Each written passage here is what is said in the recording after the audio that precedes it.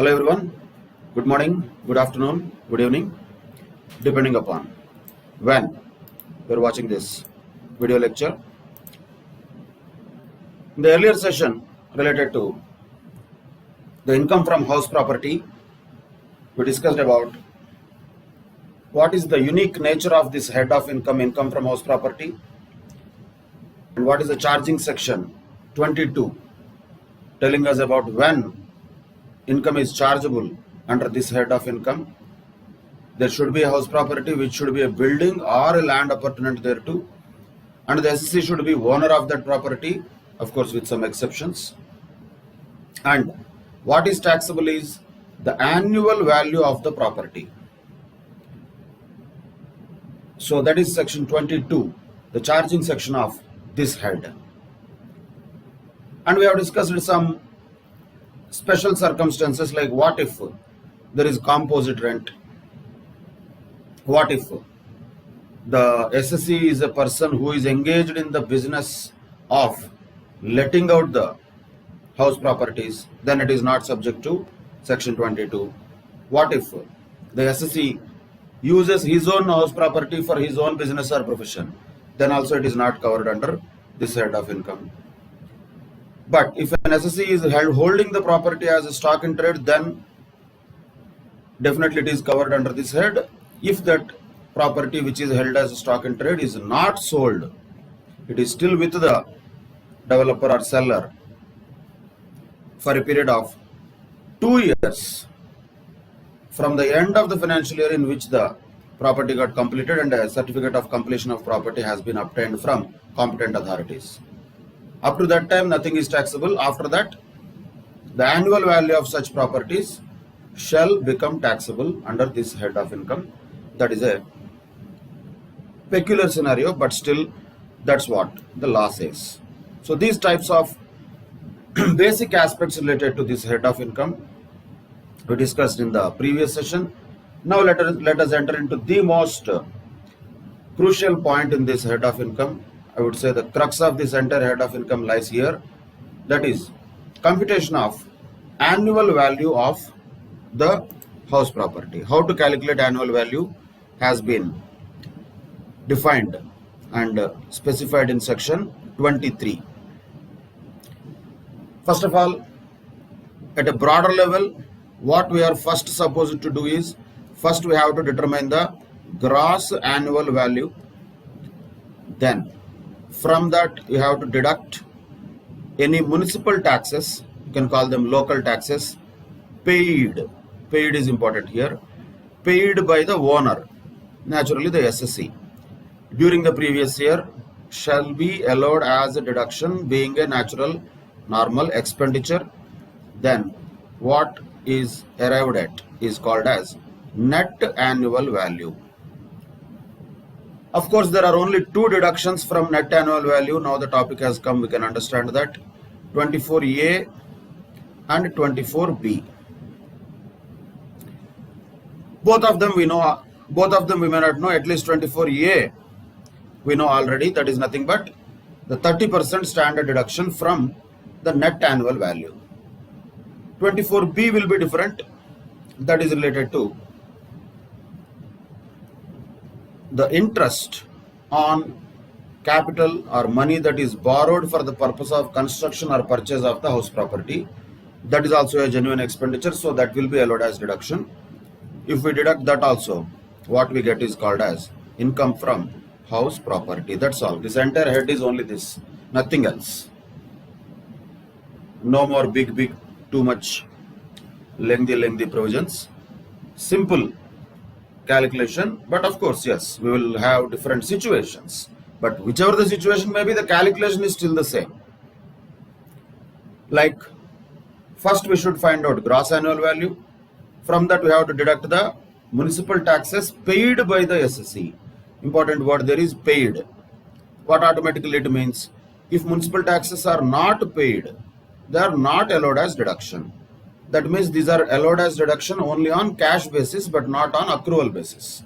If there is any municipal tax that is payable by the SSC, that shall not be allowed as deduction.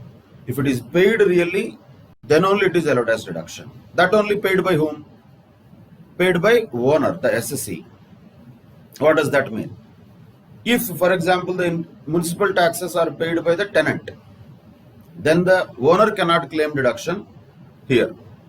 If the owner pays the municipal taxes, of course with a proof that he has paid the municipal taxes, then only the owner, the SSE, can claim deduction for municipal taxes from gross annual value, which will result in a net annual value. From that, there are only two deductions in this entire chapter, that is 24A, a standard deduction of 30% of net annual value. 24B is related to interest on borrowed capital for the purpose of purchase or construction or repairs or renewal or reconstruction of the house property, simply interest. That is the essence of this entire chapter, income from house property. Now let us understand the importance of computation of gross annual value. Why is it so crucial? Is if we calculate gross annual value wrong, automatically net annual value will go wrong. Automatically 24A will go wrong, because 30% of wrong is wrong only. And income from house property, the final answer also will be wrong. I.e., there are only 4 things in this. In that also, if you do one mistake, why should we get marks? We will not get marks for that. So be very careful while calculating the gross annual value. In fact, there are only 2 calculations in this entire chapter. Remaining are facts. Municipal taxes is a fact. Will be given in the question. You just need to pick it up. 24A is 30%. What is there?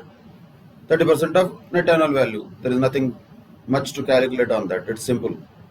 So what are the only 2 items here in this entire chapter to be learned very carefully and applied and calculated is, 1 is gross annual value, 2 is interest on the borrowed capital.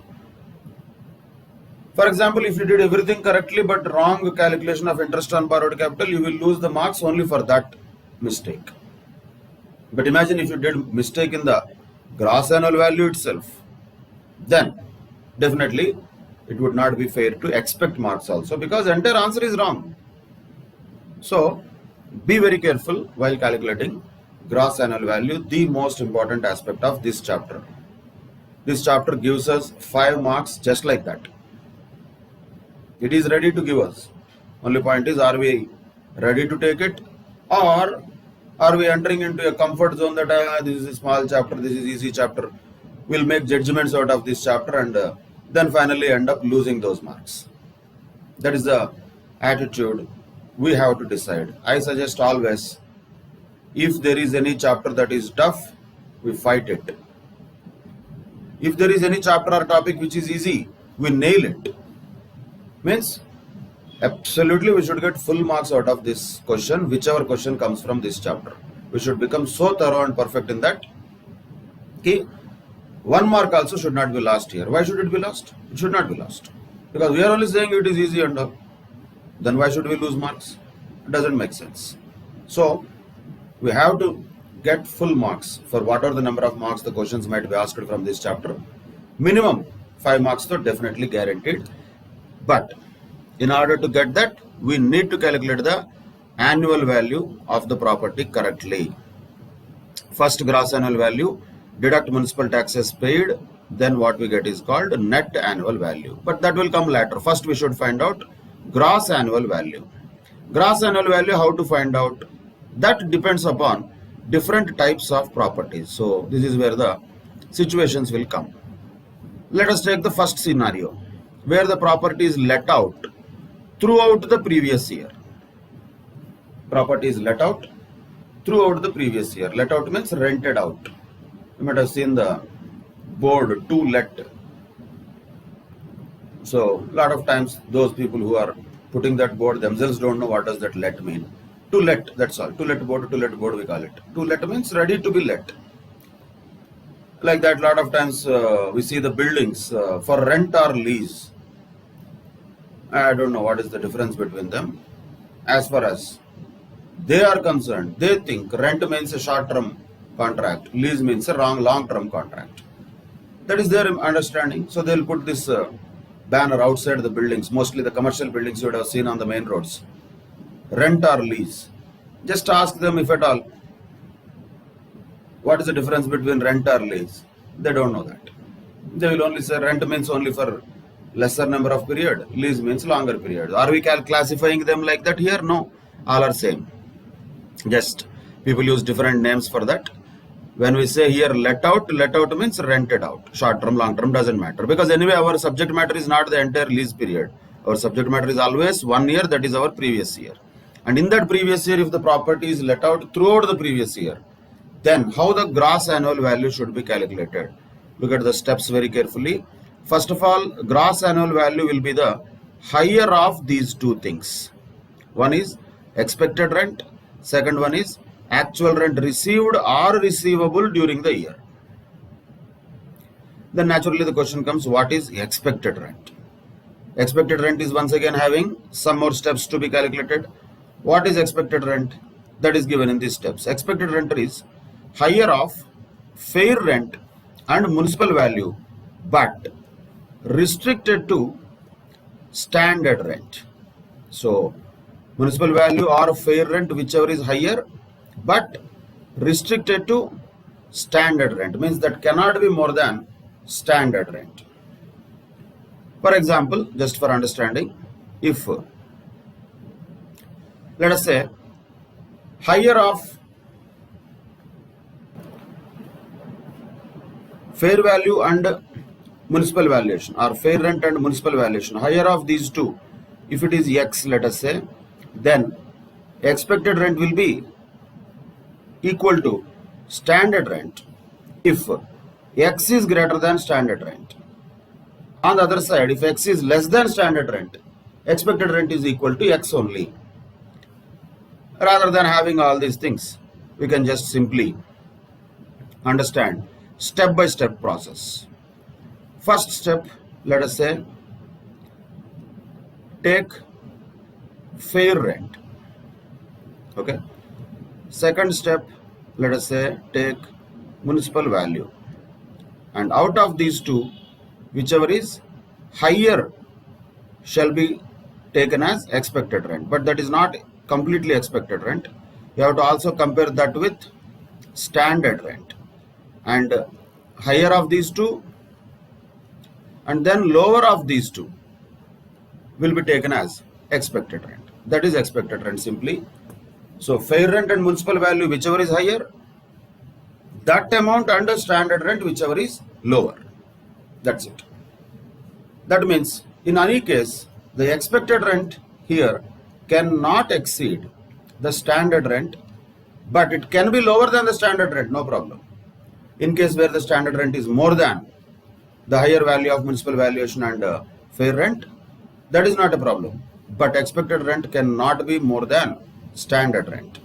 So that is the point to be noted. That is why after the first two things are compared, whichever is higher we will take, and that will be compared with standard rent, whichever is lower we will consider as standard rent. Expected rent. So once you have the expected rent, that is the first step, that has to be compared with actual rent received or receivable during the year. Then whichever is higher will be taken as gross annual value.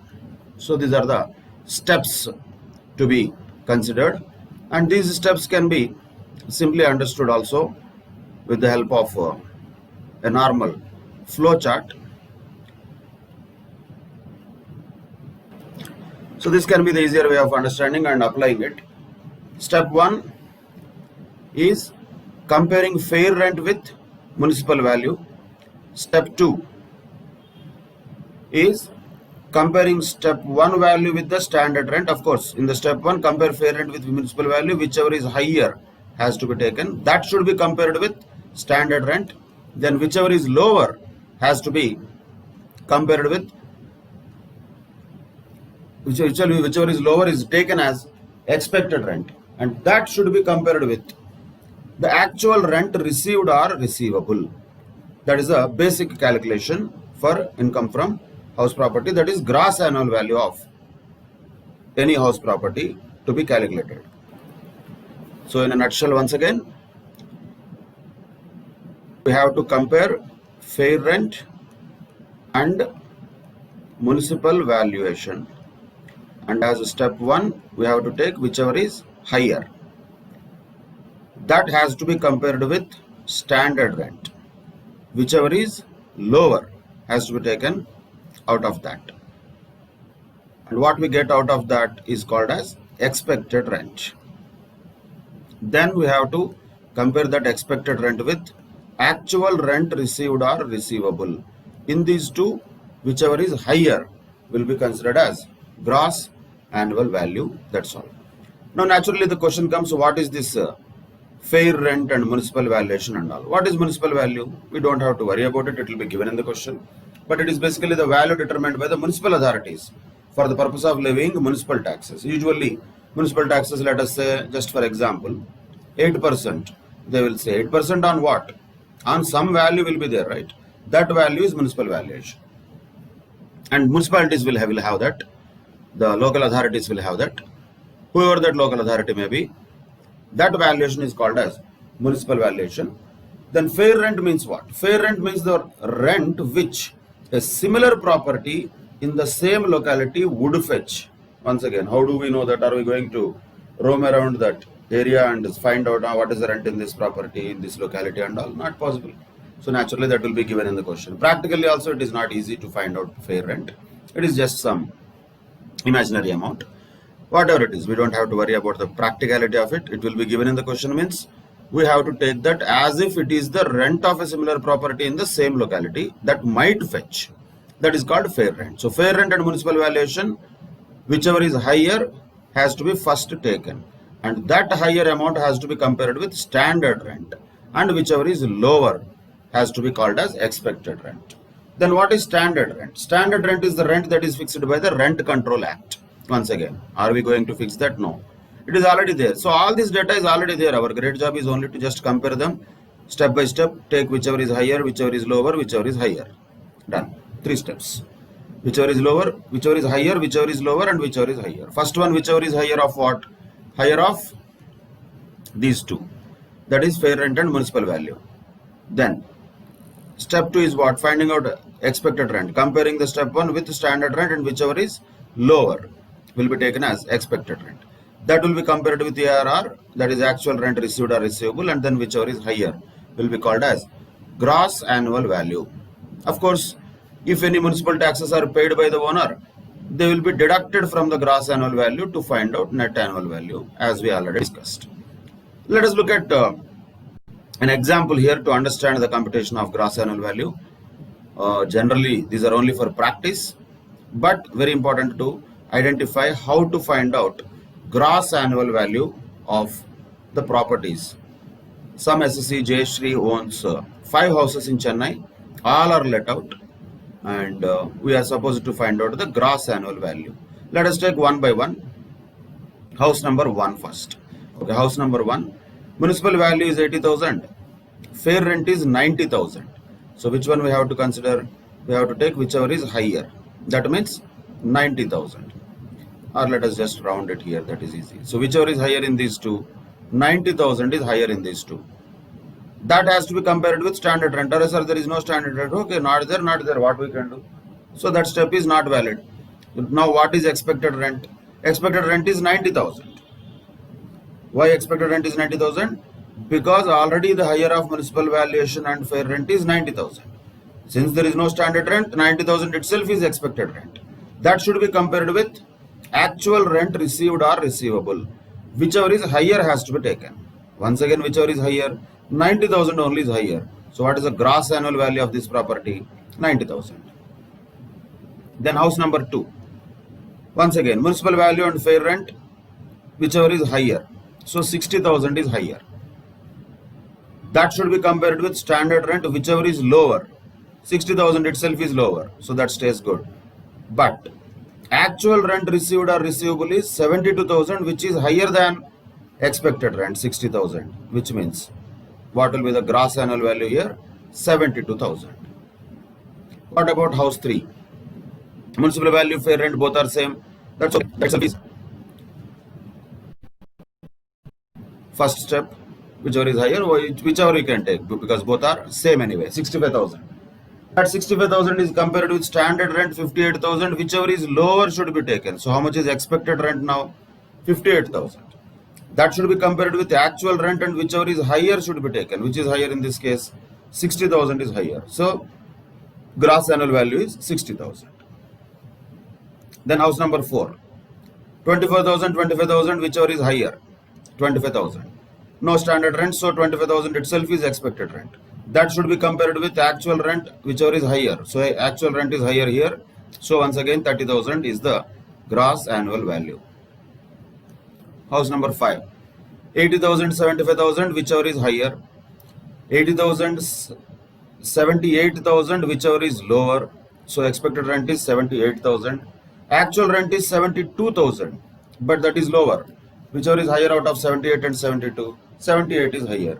So the gross annual value will be 78,000. So the final answers are 90, 72, 60, 30, 78. That is the gross annual value. That is the gross annual value finally. 90,000, 72,000, 60,000, 30,000 and 78,000. Those are the same things that we identified. Stepwise, you can calculate for understanding purposes. Now, another scenario. That was a scenario where the property was let out throughout the year. It was let out throughout the year. Now, what if the property was let out for part of the year and it was vacant for some other part? That means that some part of the year the property was vacant. And very important point this is, where a let out property is vacant for some part of the year and owing to such vacancy means only because of that vacancy the actual rent is lower than expected rent, then actual rent received or receivable will be gross annual value of the property. See, normally when we have expected rent and actual rent received or receivable, normally under normal circumstances, which one we will take? Whichever is higher we will take. But here expected rent is higher, actual rent received or receivable is lower. So under normal circumstances we should take expected rent as gross annual value, but no. Here this is one exception particularly. Why actual rent received or receivable is lower than expected rent? Only due to vacancy. In other words, if the property was not vacant, then the actual rent received or receivable would have been higher than expected rent, would have been. But because of vacancy, the actual rent received or receivable is lower than expected rent. In that case, lower amount only is taken, not the higher amount. And what is the lower amount now? ARR is the lower amount. But why is it lower? Because of vacancy. So if ARR is lower than expected rent only due to vacancy, then ARR itself will be considered as gross annual value of the property. What does it mean? If ARR is lower than expected rent, let us say not due to vacancy, even if there was no vacancy also, ARR would have been lower only, then this exception does not apply. And in spite of vacancy, ARR is already more than expected rent, then also this exception does not apply. When this exception applies? Only when ARR is lower than expected rent, that too only due to vacancy, then actual rent received or receivable. Here in this case receivable will become more prominent because received is less, receivable is more. But if there was no vacancy, how much rent would have been receivable totally? That will be compared with the expected rent. And really the rent received or receivable for the really let out period is lower only due to that vacancy. In that case, actual rent received or receivable shall be the gross annual value of the property. That is the second scenario, or an exceptional case we can say. If the property is fully let out throughout the period, no problem. We have the procedure for computation of it. Fair rent and municipal valuation, whichever is higher, compare that with standard rent, whichever is lower, compare that with actual rent received or receivable, whichever is higher. There ends the matter. But here this is an exceptional case. In case actual rent received or receivable is lower than the expected rent due to vacancy, then ARR will be taken as gross annual value. That is another scenario if the property was vacant for part of the year. Another situation. Another situation is there. What if the property is a self-occupied property or unoccupied property? just vacant property fully, nobody is there. Self-occupied property or unoccupied property.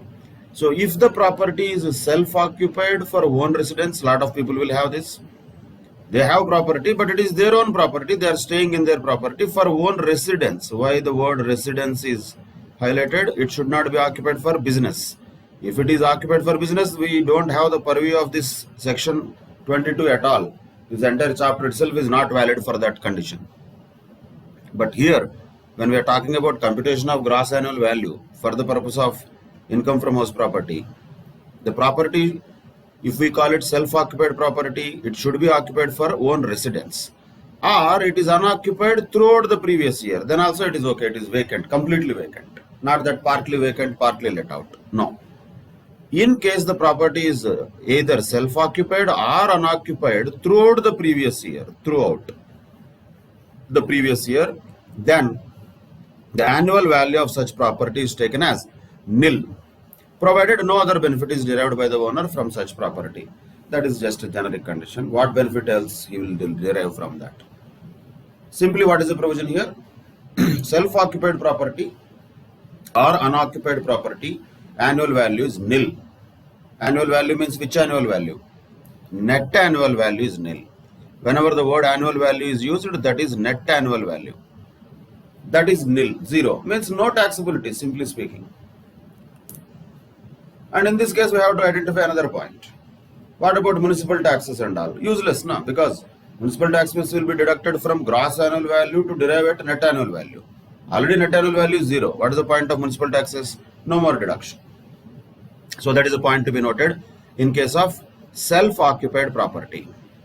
But naturally this question comes, what is unoccupied property? See, practically we cannot check all these things. If the question says it is unoccupied, that's all. Usually what is unoccupied property? That is a property which could not be occupied by the owner because of his employment, business or profession at a different place. And he resides in the other place, in a building not belonging to him. Means he has one house property, one house is there, but because of his business, profession or employment, he stays somewhere else. Imagine somebody has a flat in Hyderabad, but because of job, they stay in Pune in a rented apartment. This flat in Hyderabad, they did not let out. It was just kept vacant. It was unoccupied throughout the previous year. Then that is also as good as self-occupied only. So physically the person need not be there. That is the point. So that is unoccupied property. But in general, more than unoccupied property, the common feature in many questions will be self-occupied property. So self-occupied property, main feature of that is net annual value is nil. But this benefit of nil net annual value is available only up to two self-occupied properties or unoccupied properties for either one house property or two house properties. Of course, if one has, if an SSC has one house property which is self-occupied, he will get benefit for one only naturally. If he has two, he will get benefit for two. But if he has three, then also he will get for two only. So the maximum number of house properties for which this nil net annual value can be taken is only two. Two self-occupied or unoccupied properties can declare nil net annual value. That is a very important point. And what are the repercussions of that? In the problems, we will see them later.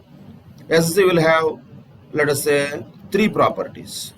He will have three properties. 1, 2, 3. Then you will be in dilemma. Which two to be taken as self-occupied? One of them has to be considered as let out. So, if at all an SSC having more than two properties which are self-occupied, the benefit of nil net annual value is extended only to two such properties. So naturally, what the third property will become? That is called as deemed to be let out property. That is deemed to be let out property. But which one? 1, 2, 3. The third one is deemed to be let out. No, not in that sequence. Whichever is beneficial to the SSC, he has to choose. As if it is self-occupied, and the third one becomes deemed to be let out. So what combinations are possible here? An SC can claim 1 and 2 as self-occupied, and then third one will become deemed to be let out.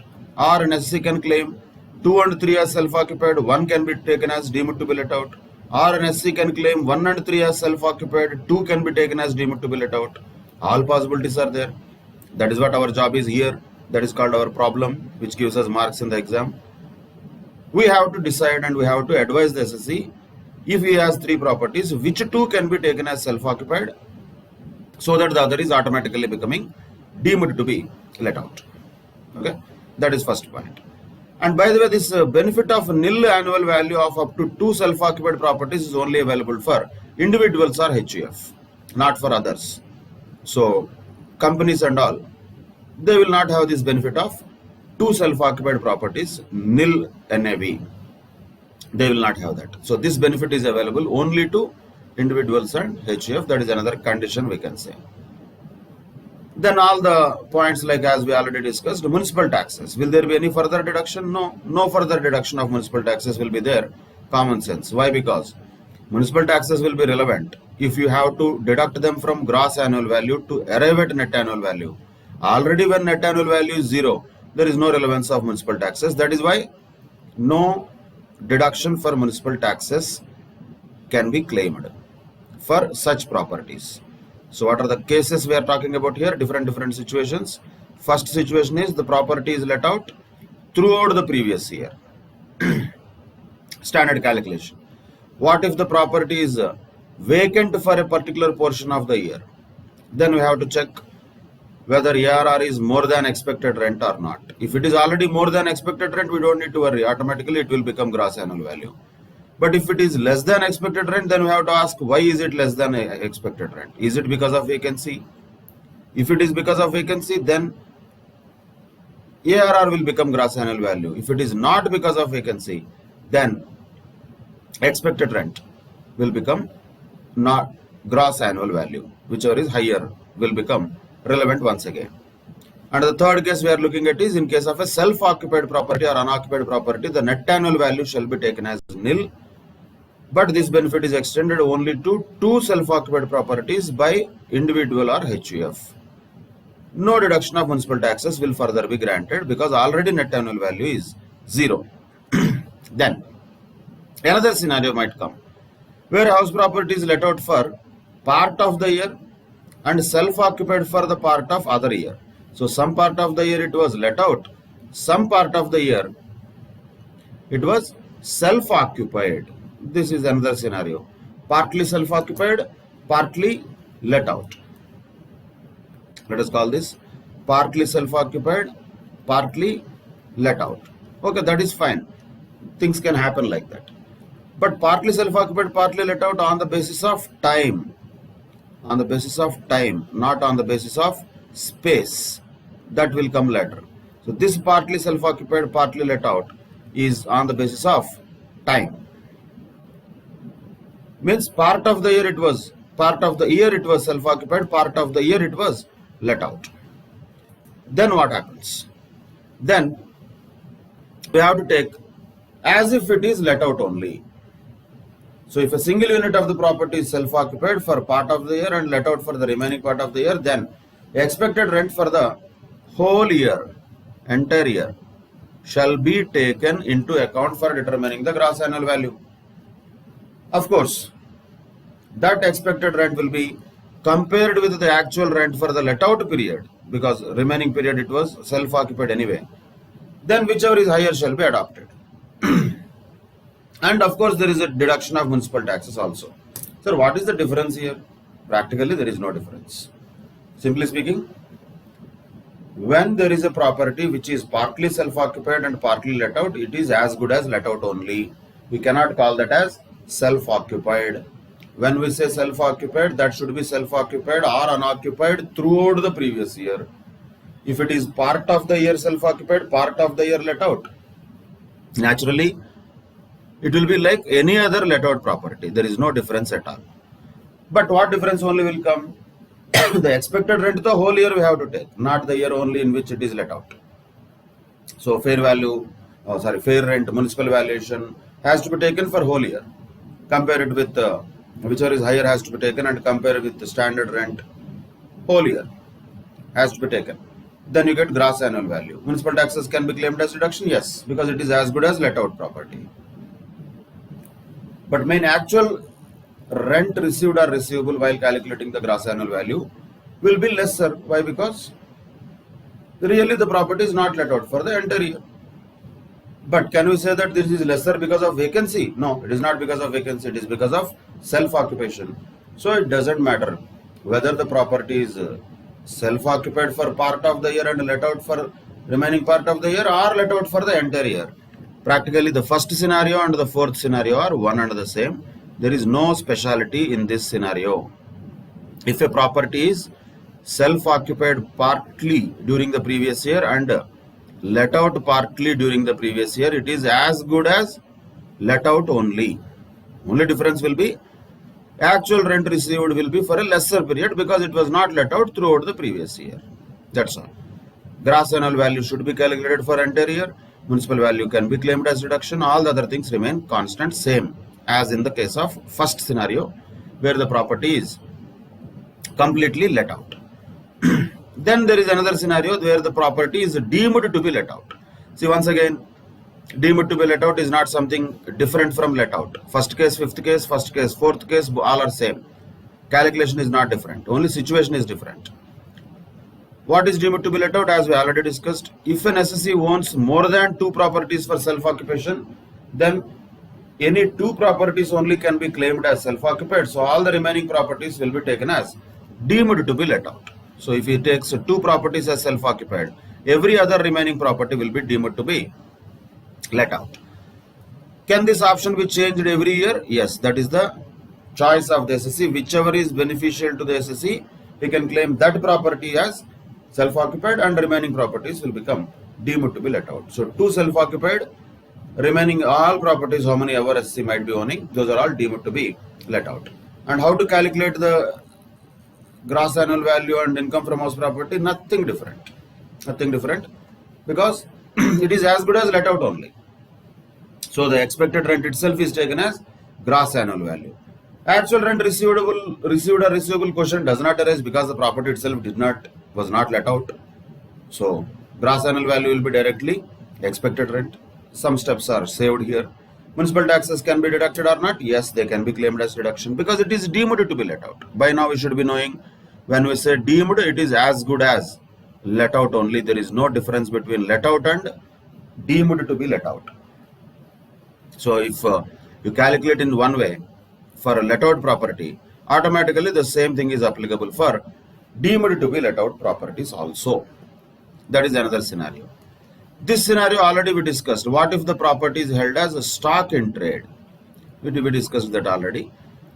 If the property is held as a stock in trade, normally the annual value of such property should be taken as nil, but up to only 2 years from the end of the financial year in which the certificate of completion of construction has been obtained. For that period of 2 years, annual value is nil. After that, regular calculation will start. Of course, there will not be any actual rent received or receivable there also because the properties were not let out. Then, another scenario. A portion of the property is let out. Another portion of the property is self-occupied. So this is also partly self-occupied, partly let out, isn't it? But what is the basis here? Basis is not time. Here the basis is space. So time and space are different. If the property is partly self-occupied, partly let out on the basis of space, that means area, all that we need to do is we have to treat them as 2 different properties. If let us say there is ground floor and first floor, ground floor is self-occupied and first floor is let out. Okay, ground floor is a different property, first floor is a different property. So this will be considered as self-occupied. This will be considered as, this is let out, not considered as, it is let out. That's it. And it has to be split. For example, if both are having same area, we want to take fair rent for the entire building. Half of that will go to first floor. Ground floor doesn't need any calculation because it is self-occupied. Municipal taxes paid for the building, half of that will be deducted from first floor. We get net annual value. Same way, when we calculate the actual rent received or receivable, for first floor, whatever the real rent received or receivable will be taken, that will be compared with its own share of expected rent, and whichever is higher will be taken as gross annual value. So the point is simple. This is an arithmetic calculation. When there is a partly self-occupied, partly let out situation on the basis of the area, then we have to segregate the properties into as if there are two different properties. One becomes self-occupied, one becomes let out, and each portion is a different property. Like that we have to treat. This is always a interesting point. We see a lot of houses, usually, particularly in little low income areas. The houses will be like almost railway wagons, which are just different portions. There will be a house, and different portions will be there. And this is, let us say, different portions which are all there in this house. There are 4 portions, let us say. Question comes always, how to consider these portions? The question is, these portions, are they different house properties, or all of them put together we should consider them as one property, because the house is same. Within that there are 4 portions. There, each of them has to be considered as one different property. Now Ambani has so many floors of building. Let us say 28 floors, whatever, like this. He has a building, all of that is owned by him only and occupied by him only. So let us say it has 28 floors. I'm not sure about it. Just imagine. Is 28 floors considered as different 28 house properties? No. That is all considered as one property only. That is the difference. So it is not about the size. We don't mind about the size of the property. It is about the situation of the property. If there is a portion of the property which is let out, that is as good as its own separate calculation it will have. That will be the calculation in case a portion of the property is let out and a portion of the property is self-occupied. So the point here is, where any portion of the property is let out, then such a portion has to be computed separately as it is a let out property, and the remaining portion should be calculated as it is a self-occupied property. So both of them are different categories. Both of them are considered to be different properties, not one property, though they are all belonging to the same house. Doesn't matter. That is a point to be noted here. Then here there is no need to treat the whole property as a single unit. No need. Municipal valuation and fair rent, standard rent, if at all, these are not given separately. This is the main point. They have to be apportioned between let out portion and self-occupied portion. If it is ground floor, first floor, nothing is given in the question, then we can apportion them equally. If it is given like 60% portion 1, 40% portion 2, then you have to apportion according to the area. Again, you are not going to take a tape and measure the area. If at all it is there, it will be given in the question. Or if it is not there, 50-50 usually is the basis that we take, half each. Then the property taxes also will have to be definitely bifurcated as attributable to the each portion of a floor on a reasonable basis. Of course, for self-occupied property taxes will not have any relevance. For let out property, definitely its share of property taxes can be allowed as deduction. Property taxes means, once again, municipal taxes. So that is the situation when a portion of the property is let out and a portion is self-occupied. And as we already discussed with this head of income is a notional head of income. Notional, not real. In which circumstances, when we can say the notional head of income will be coming into the picture. Imagine if an SC is owning more than 2 properties. What is his situation? 2 properties, he can definitely call them as self-occupied, and those are anyway net annual value nil. So no tax will be paid on them, no income there. But beyond 2 properties, definitely those are all taxable on notional basis, though the SC did not receive 1 rupee rent from them. That is one thing. Then in case these other things are all same, just repeated and revision type, let us say. So what was the situation we are talking about?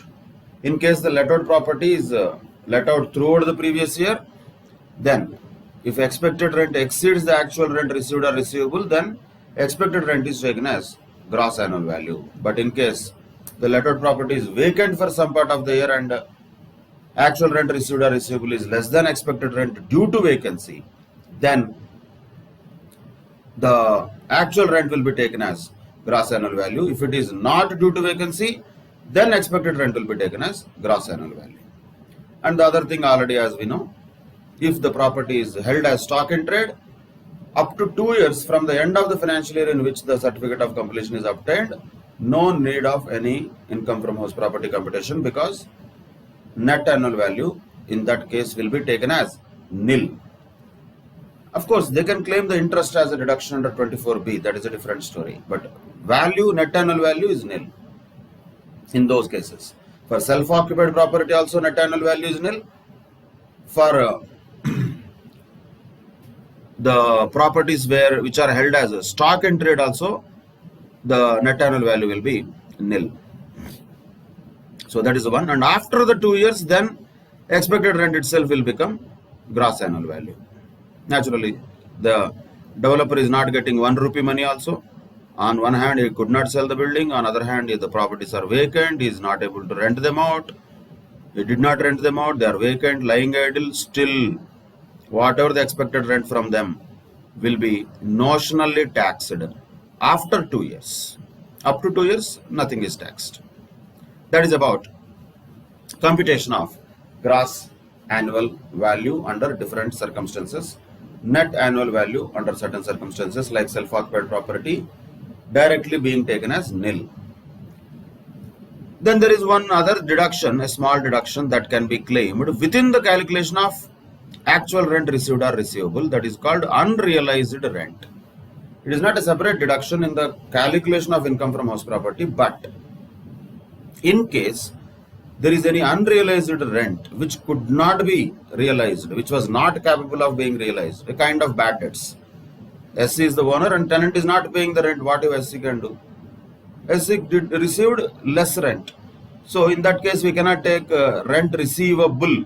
That will be unfair. That is why the actual rent received or receivable should not include any amount of rent which is not capable of being realized. So unrealized rent shall be reduced from ARR if it is there. If it is not there, not there.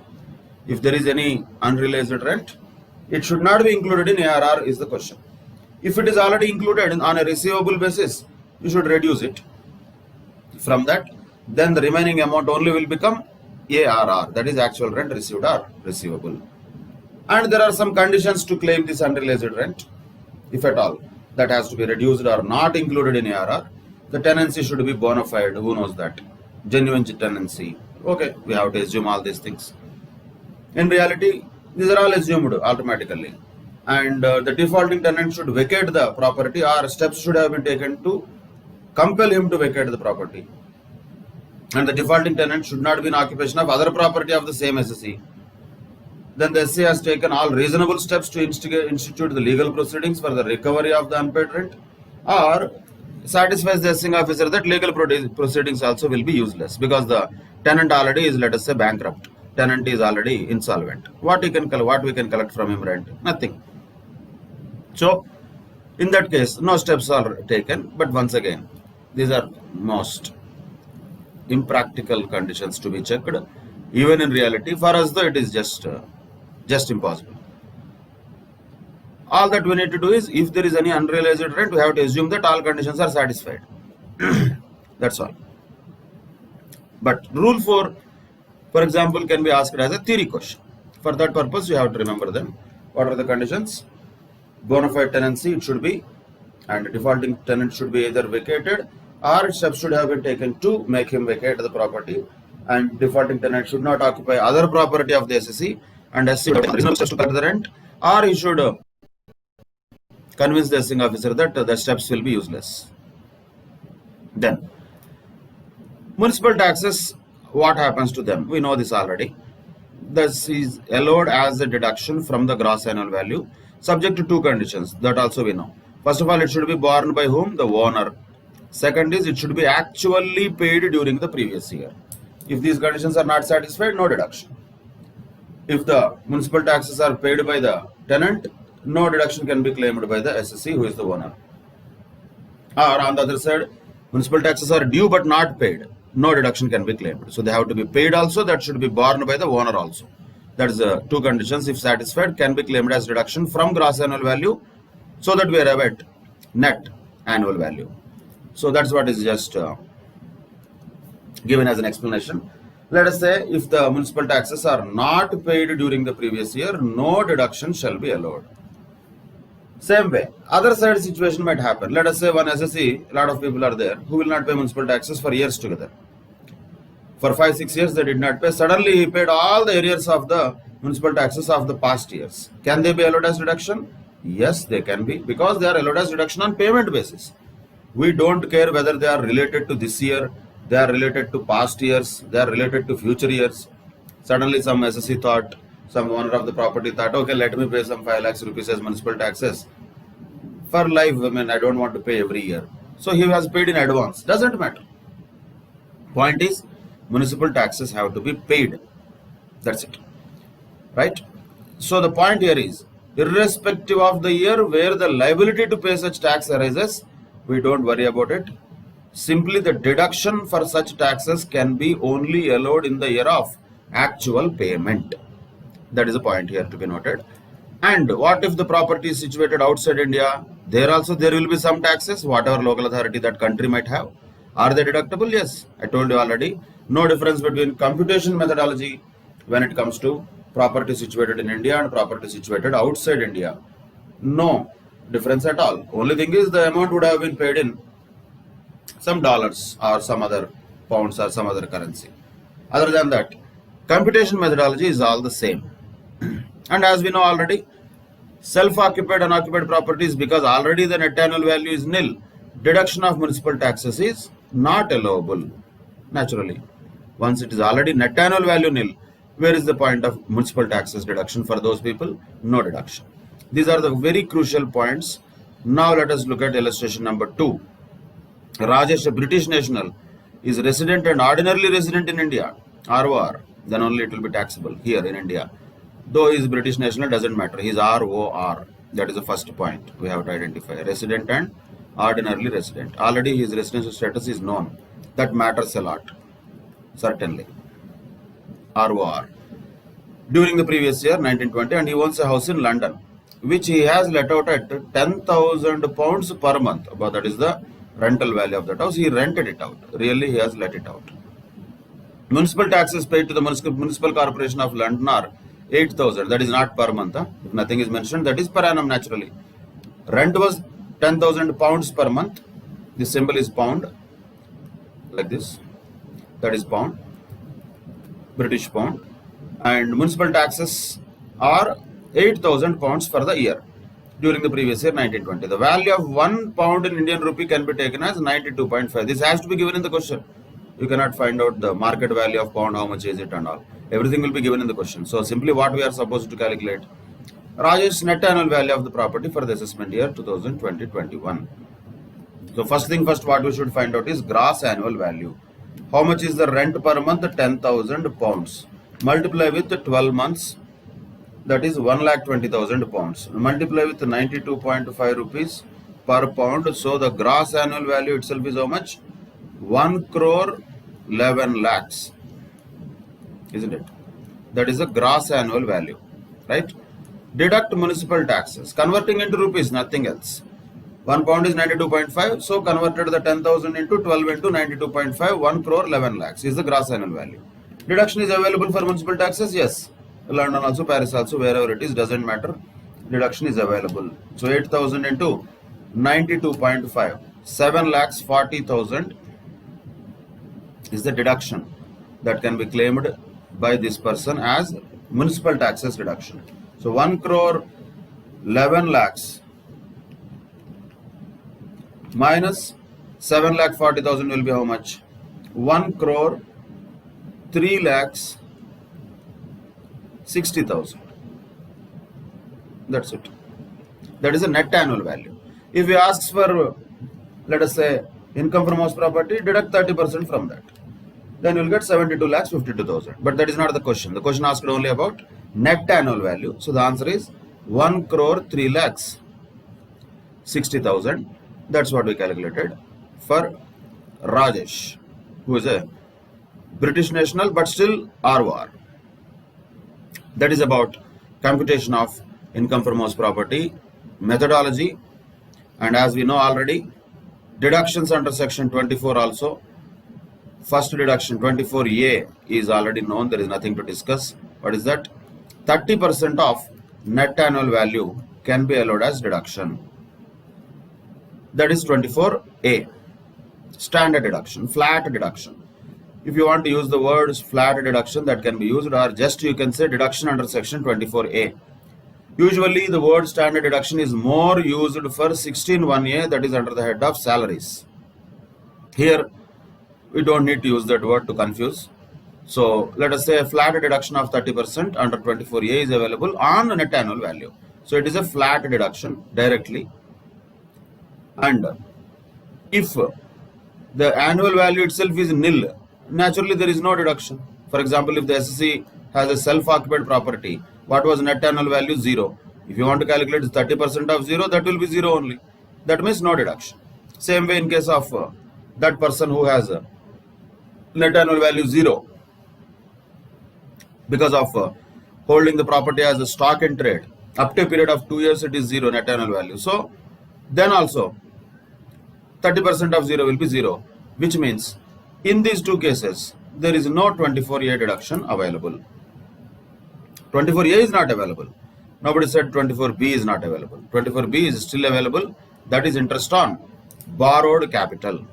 That we will discuss in detail in the next session. That is the second most important aspect in this entire chapter. So once we are clear with the computation of gross annual value and then interest on borrowed capital, this chapter is as good as done.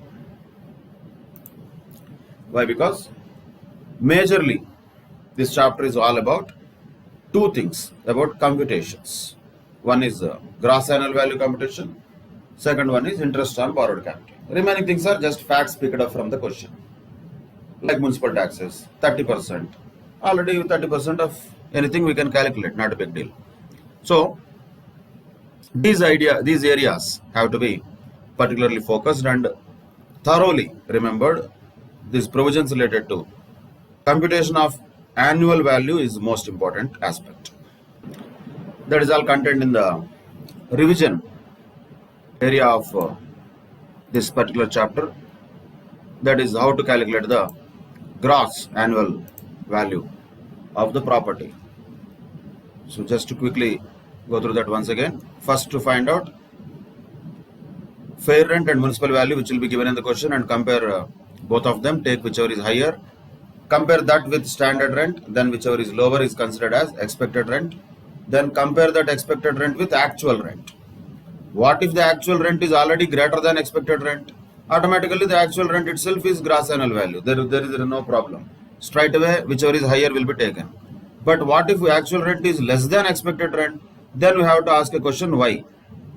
Why actual rent is less than expected rent? Is it because of vacancy? If it is because of vacancy also, still actual rent will be taken as gross annual value if it is because of vacancy. If it is not because of vacancy, then automatically the expected rent will become the gross annual value. Like this flow chart will give us clarity about how to calculate gross annual value from the data that is given in the question. And other things, as we discussed already, self-occupied property, deemed to be lettered property, property held as stock in trade. These are the various aspects that you should remember in the provisions. So far, whatever discussed in detail, but most importantly, once again, the focus should be on the computation of gross annual value. Provisions of this chapter are simple and straightforward, but at the same time, they have to be remembered carefully. There is no choice for that. Right? So, the other aspects of income from house property computation, taking even 24B, also we will discuss that in the coming sessions. But as far as basic computation of income from house property is concerned, this is what it is. Only one major point in the computation aspect remaining is 24B. With that, any question from income from house property we can do, irrespective of whatever the case it may be. Cases are many. There could be a fully or let-out property. There could be a vacant property, partly vacant property. There could be a fully or self-occupied property, or there could be a partly self-occupied, partly let-out property, or there could be partly self-occupied, partly let-out property on the basis of space also. Like this, different situations might be there, but in all situations, how to do the calculations is very important. So read these provisions carefully and understand them, remember them well, so that we can solve the questions also. And the remaining provisions of this chapter, majorly 24b and later related to 25a, which we'll see later. Other than that, this topic of income from house property, basic things are done. So remember them well and write them on paper. This entire chapter itself will not cross half page also, summary of it, but start writing it and be thorough with these provisions. The next session will discuss about remaining provisions and most importantly solve some of the questions also related to this chapter. Till then, take care. Bye bye. Thank you very much.